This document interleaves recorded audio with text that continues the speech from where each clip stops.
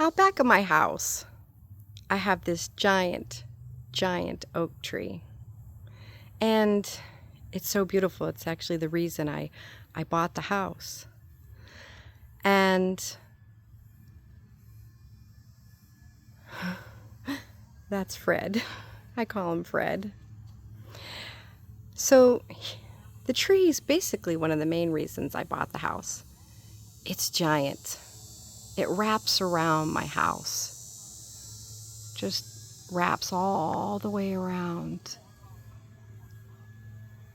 From the left to the right, over the center, like it's hugging it. It's almost like it's my tree house. Hi, Fred. So, what I noticed when I went out back in one of my pots, my flower pots, was an acorn in there. My oak trees drop a lot of acorns. And I noticed one was actually growing in my plant pot. And I realize as I'm thinking about, acorns and oak trees and things like that, well, I know that acorn is going to turn into an oak tree. I just know that. And it got me thinking about DNA. It's not like I'm looking at that acorn and thinking to myself, maybe an orange tree or a pear tree or a carrot is going to come out of that. No, I'm actually thinking to myself and knowing to myself, it's going to be an oak tree.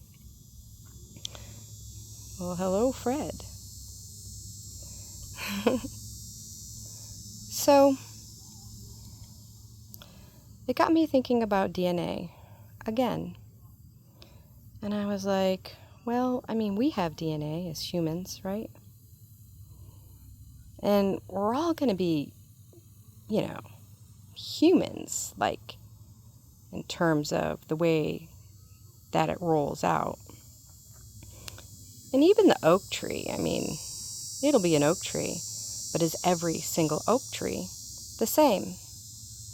And they're not.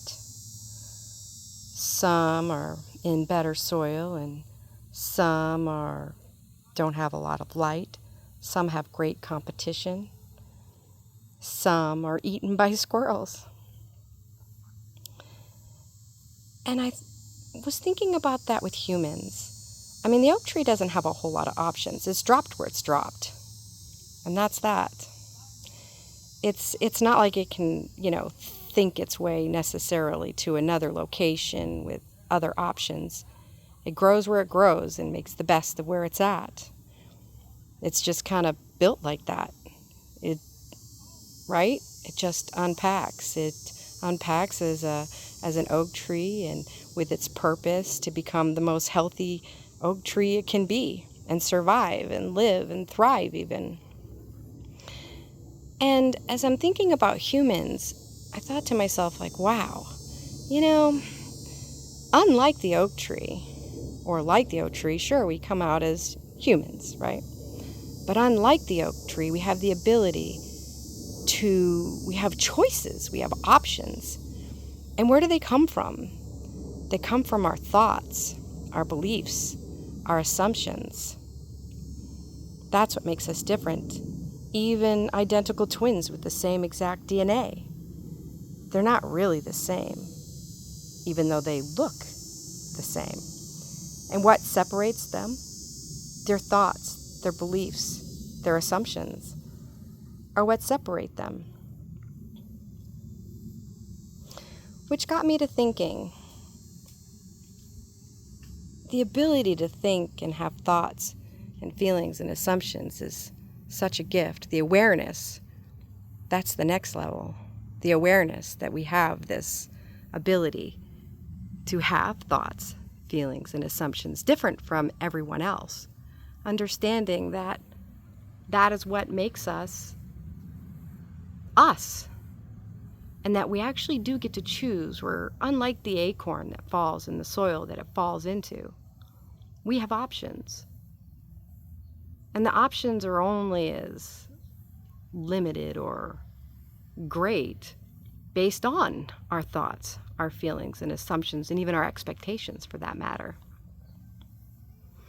And it reminds me of this story I think it was an experiment that a gentleman did.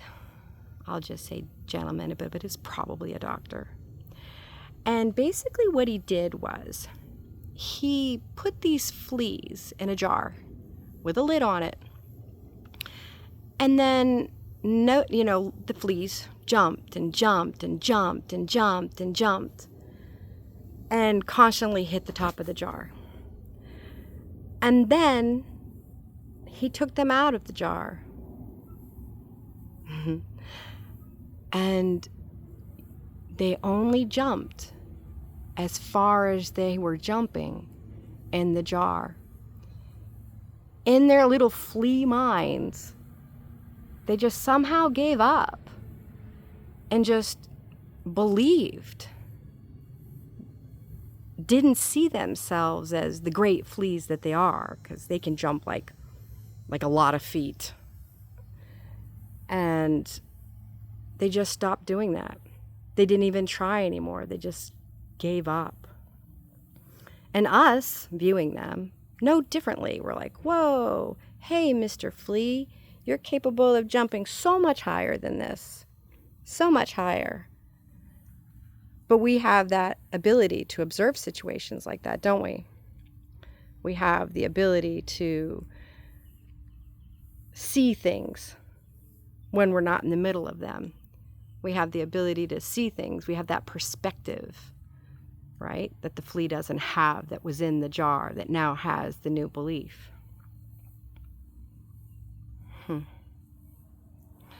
So as going forward, I find that to be encouraging. As I look at myself and say, was there somehow a lid that maybe was placed on me when I was a child? Did I put the lid on myself, on my abilities and capabilities? Did I do that to myself?